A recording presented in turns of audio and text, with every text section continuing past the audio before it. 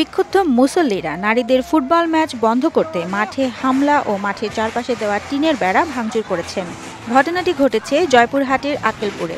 সামাজিক যোগাযোগ মাধ্যম ফেসবুকে এই ঘটনার লাইভ প্রচার করা হয়। মঙ্গলবার ২৮ জানুয়ারি বিকালে জয়পুরহাট জেলার আক্কেলপুর উপজেলার তিলকপুর রেল স্টেশনের অদূরে তিলকপুর উচ্চ বিদ্যালয় মাঠে এ ঘটনা ঘটে। স্থানীয়রা জানায়, তিলকপুরের স্থানীয় টি স্টার ক্লাবের উদ্যোগে তিলকপুর উচ্চ বিদ্যালয় মাঠটি টিন দিয়ে ঘেরাও করে প্রায় ১.৫ মাস ধরে ফুটবল খেলা চলছিল। টি স্টার ক্লাবের সভাপতি উপজেলা বিএনপির নবনির্বাচিত সাংগঠনিক সম্পাদক সামিউল হাসান ইমন নারীদের ফুটবল খেলার প্রতিটি ম্যাচে মাটিতে বসে ৩০ টাকা ও চেয়ারে বসে ৭০ টাকা করে টিকিট বিক্রি করা হয়েছে।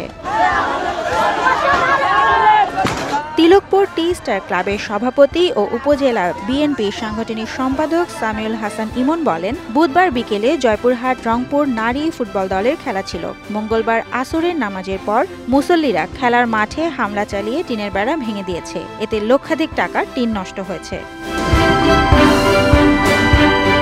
আক্কেলপুর থানার ভারপ্রাপ্ত কর্মকর্তা আনিসুর রহমান জানান, নারী টিমের ফুটবল খেলার আয়োজনের কথা তিনি জানতেন না। খেলার মাঠে টিনের বেড়া ভেঙে দেওয়ার ঘটনাও তিনি জানেন না।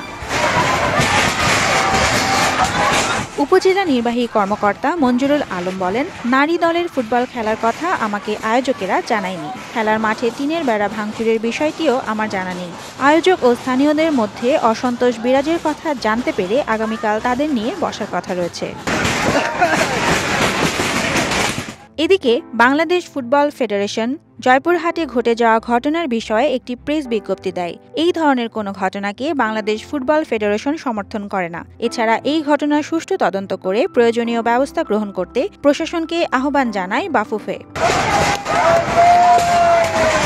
ডেস্ক রিপোর্ট, সাম্প্রতিক দেশকাল।